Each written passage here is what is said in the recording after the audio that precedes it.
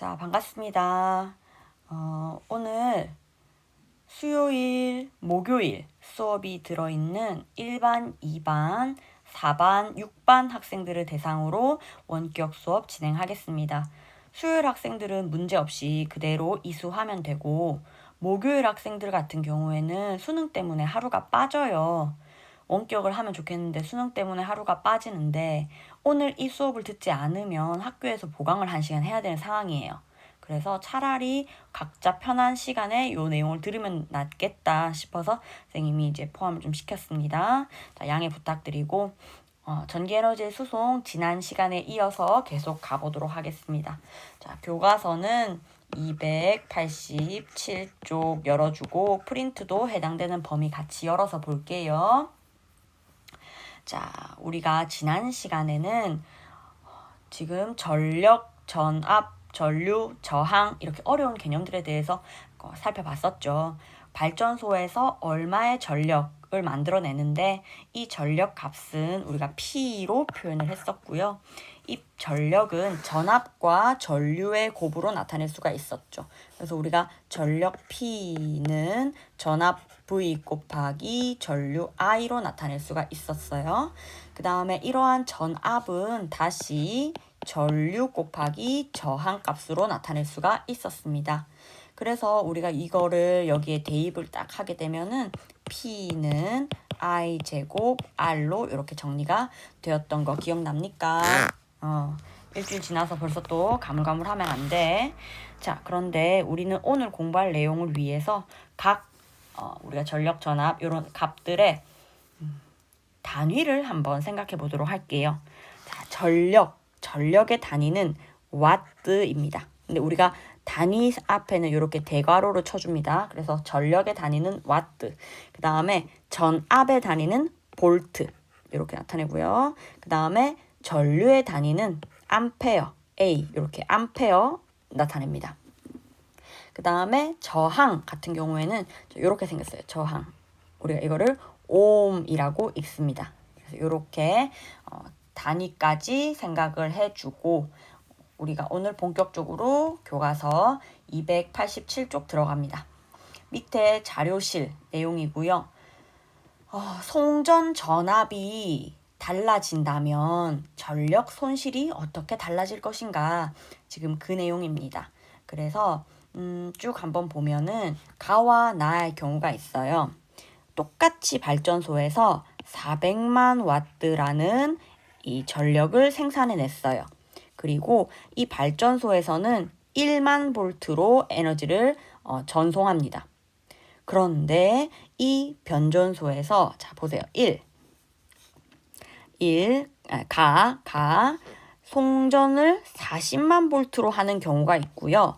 송전을 4만 볼트로 하는 경우가 있다 이 말이에요. 이 두 가지를 비교해 보도록 하겠습니다. 자, 그러면 기본적으로 1만 볼트만큼 발전소에서 나왔는데 우리가 원하는 송전 전압은 40만 볼트예요. 그러니까 이 변전소는 기본적으로 압력을 그러니까 볼트, 전압을 높여주는 승합 변압기가 되겠죠. 우리가 변압기 중에서 1차 코일과 2차 코일의 가문수에 따라서 이렇게 전압을 조정할 수 있었죠. 그런데 지금 이 가 같은 경우에는 1만 볼트에서 40만 볼트로 압력을 높여주는 변압기고요. 나의 경우도 마찬가지예요. 1만 볼트를 이번에는 4만 볼트로 승합. 그래서 얘도 역시 승합 변압기라는 걸 알 수 있어요. 자, 그러면 이런 상황에서 우리가 진짜 궁금한 건 뭐냐? 자, 이렇게 전압이 다를 때 전력 손실이 어떻게 다르냐? 지금 이게 궁금한 거예요. 자, 그러면 한번 가보도록 하겠습니다. 자, 이때 발전소에서 1만 볼트의 전압으로 생산한 전력이 400만 와트로 일정하고 송전선의 저항은 20옴이다. 자, 우리가 송전선의 저항은 거의 고정값이라고 얘기를 했었어요. 자, 그러면 우리가 이때 P는 VI라는 식을 그대로 이용해 볼게요. 내가 분명히 400만 와트만큼 생산을 했는데 내가 전압이 40만 볼트래요. 그러면 전류는 얼마가 돼야 됩니까? 계산해보면 금방 나오죠. 얼마가 돼야 돼요? 10A가 돼야 되죠. 맞습니까? 그게 지금 요 첫 번째 식에서 구한 방법이에요. 전류가 10A다. 여기까지 돼요. 오케이. 자, 그러면 우리가 궁금한 건 바로 손실 전력이죠. 손실 전력, 전력 손실. 그러면 손실 전력을 구할 때는 우리가 이 전선에서의 손실 전력은 우리가 다시 P는 I 제곱 R로 나타낼 수가 있는데 I가 얼마라고? 10A. 자, 그럼 이걸 지금 제곱해야 되는 거고. 그 다음에 저항이 얼마라고? 20옴. 자, 그럼 이거 계산하면 얼마입니까? 100에 20 더하니 20 곱하니까 2000W가 되는 거죠. 자, 그러면 비교해 보세요. 분명히 처음에 만들어낸 건 400만 W예요. 근데 손실된 전력은 2000W예요. 400만 W 중에 2000W가 손실되는 거예요. 이거를 퍼센트로 계산을 해봤더니 0.05% 정도 되더라. 거의 전력 손실이 없더라. 됩니까? 자, 그러면 두 번째. 자, 두 번째는 지금 자리가 없기 때문에 선생님이 이렇게 노트를 좀 열어볼게요. 자, 봅니다. 이번에는 똑같이 P는 VI로 계산을 하는데 400만 W인 건 똑같죠. 그런데 전압을 얼마로 송전했다? 4만 볼트로 송전했다. 그러면 전류가 얼마가 돼야 됩니까? 그대로 계산을 하면 100A가 나오죠. 자, 그러면 우리가 궁금한 게 손실 전력 P는 I 제곱 R로 나타낼 수 있기 때문에 계산을 하면 100A를 제곱하고 똑같이 저항 20옴을 곱해주면 요 값은 얼마예요? 지금 100을 제곱하면 만이 되죠? 만에 20을 곱하면 20만 와트. 이만큼이 손실되는 거예요. 그래서 분명히 생산은 400만 W를 했는데 20만 W가 손실된 거예요. 그러면 이걸 비율적으로 따져보니까 5%만큼이나 손실이 되더라라는 거죠. 지금 전압을 40만 할 거냐 4만 할 거냐에 따라서 손실이 0.05%일 거냐 5%일 거냐 지금 이 값 차이가 돼버린 거예요. 자, 그래서 우리는 이렇게 정리할 수가 있겠죠. 자, 400만 와트 만들었어요. 40만 볼트로 송전합니다. 그러면 10A인데 이 10A에 맞게 쭉 송전선 타고 가다 보면은 전력 손실이 거의 없어서 그대로 쭉 올 수 있어요. 그런데 400만 와트를 생산하고 4만 볼트로 송전을 할 경우에는 전류가 100A가 되는데 이 100A로 송전을 하면 5%만큼 손실이 되기 때문에 400만 와트 5%면 얼마예요? 아까 얘기했대로 20만 볼트가 되는 거예요. 그러면 전압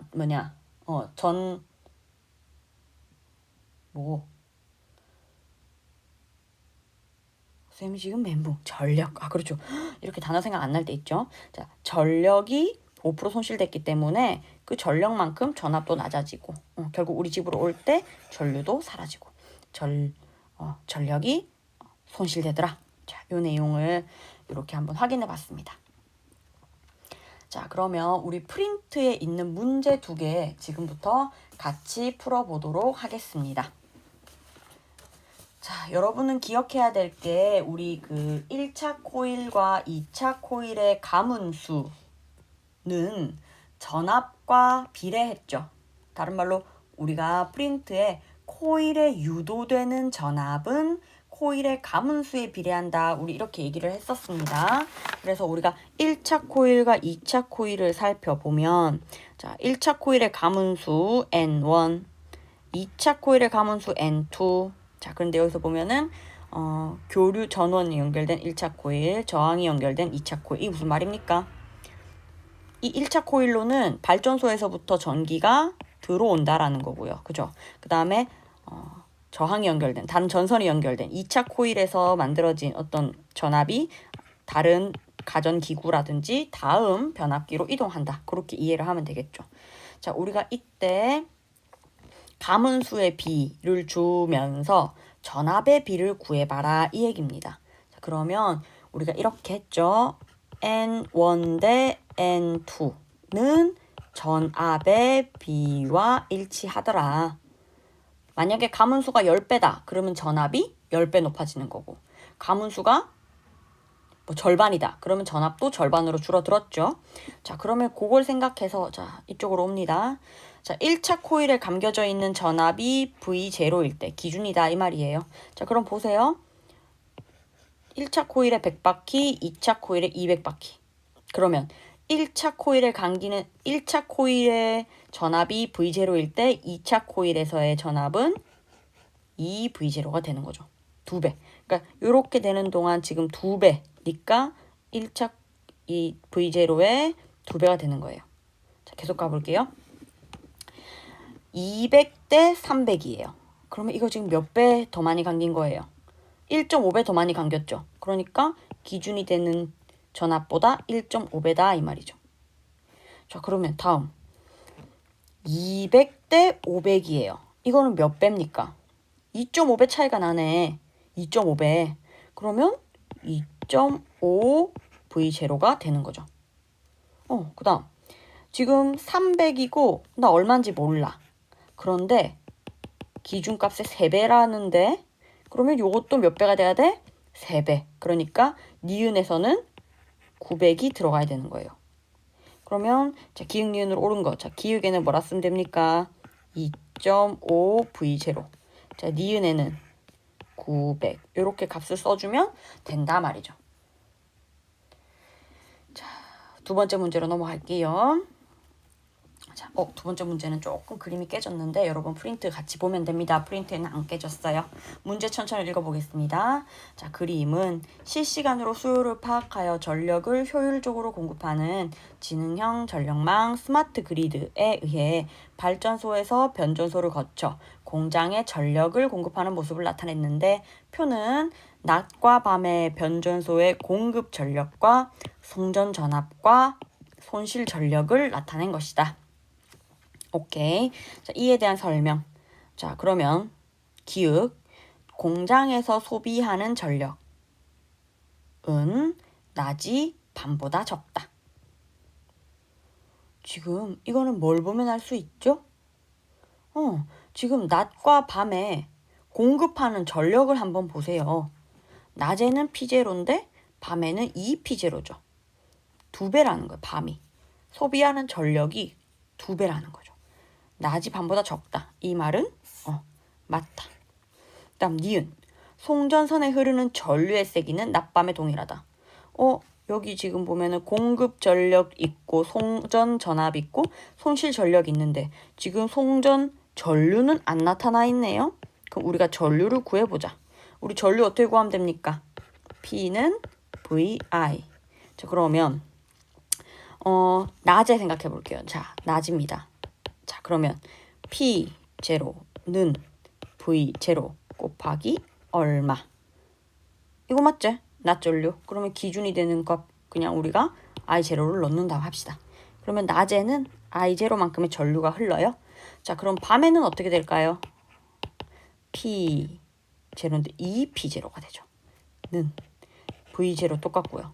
얼마가 돼야 되겠냐 이 말이에요. 얼마 돼야 됩니까? 2I0가 돼야 되겠네요. 여기는 2I0.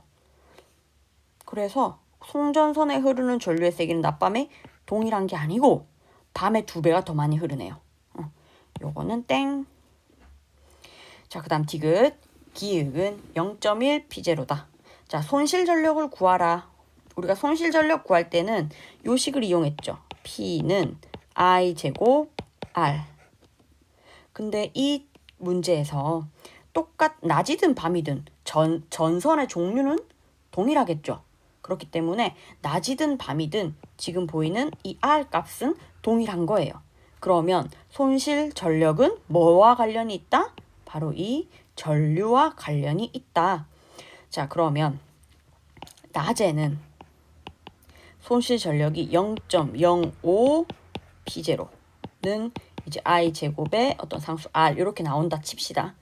I 이렇게 제로하면 되겠네요. 낮에 우리가 전류를 구했으니까. 자, 그럼 밤이 되었을 때는 어떻게 구하면 됩니까?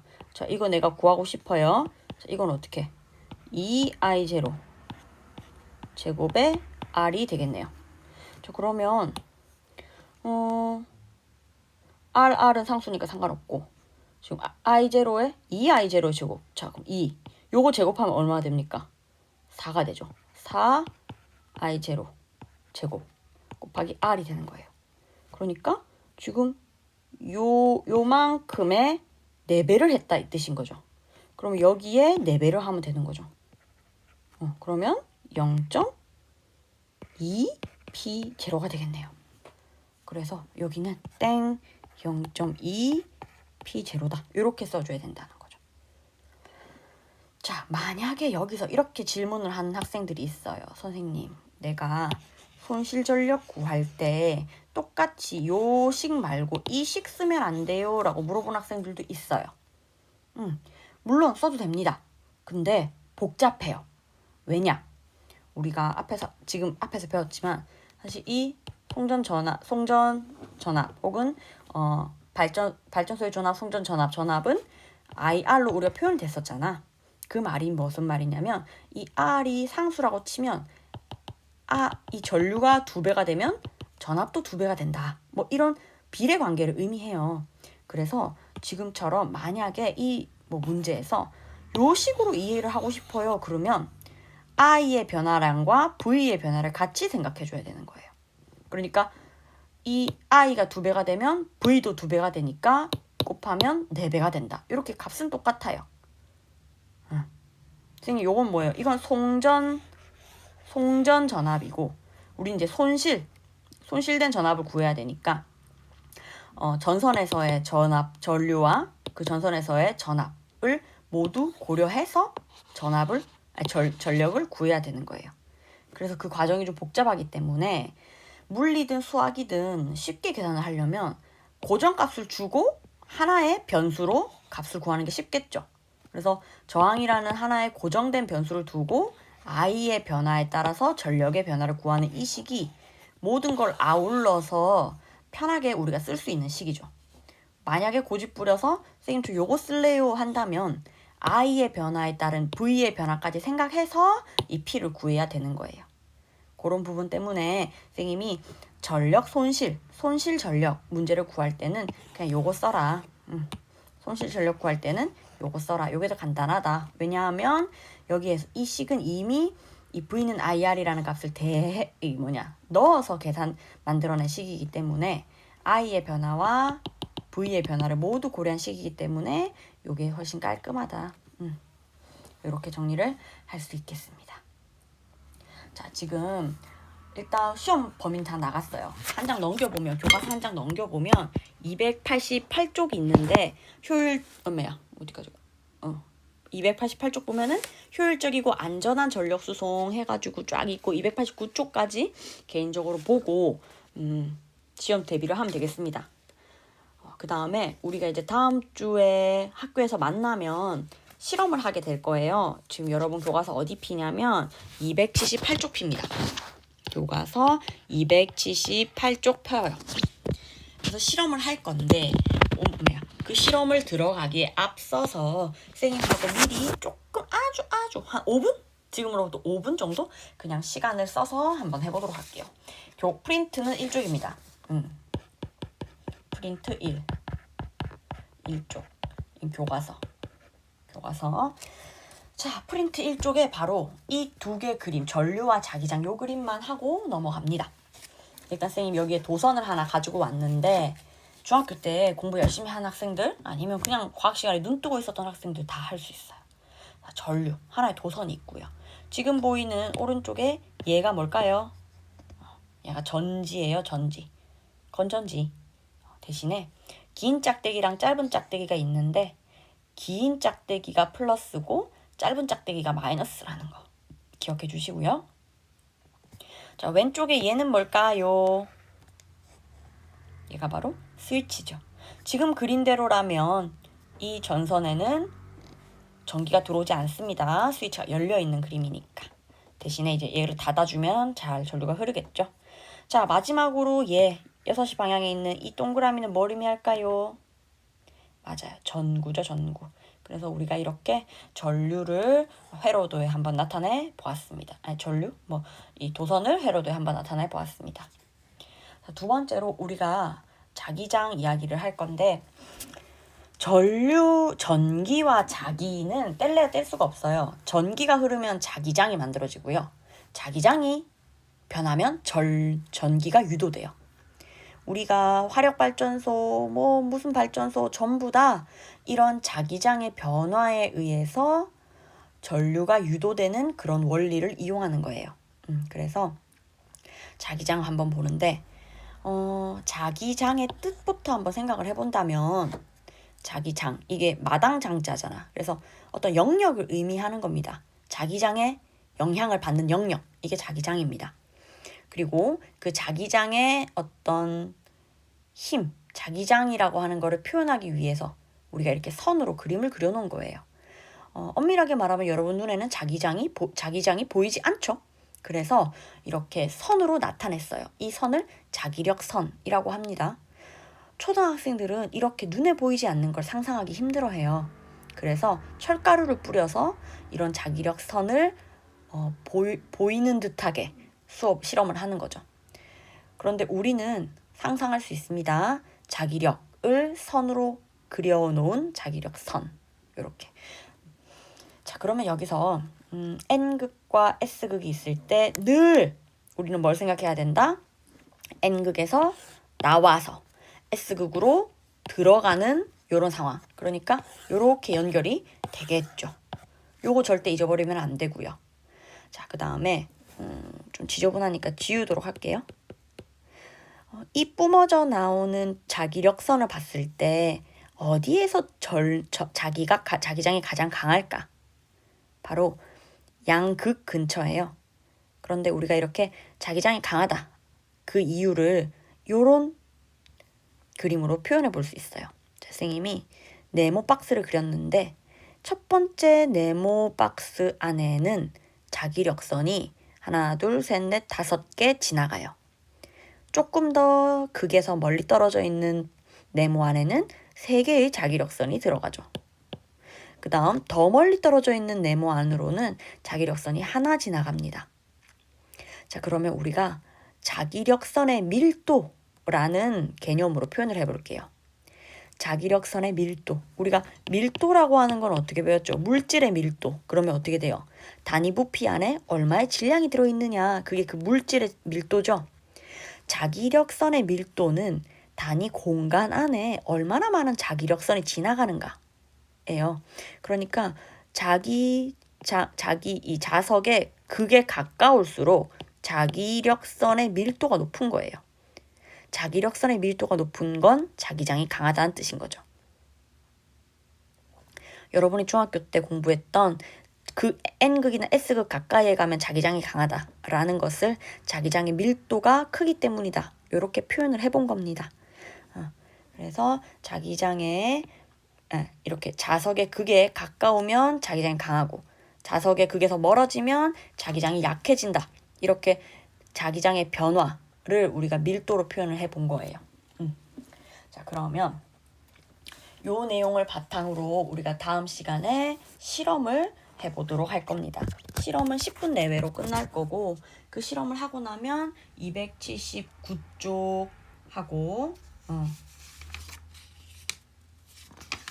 다음 시간 정리가 되는 거죠. 시험 범위가. 자, 여러분 너무너무 고생 많았고 학교에서 우리 만납시다. 일단 오늘 공부한 거 꼭 복습하고 건강하게 우리 다음 주에 만나요. 안녕.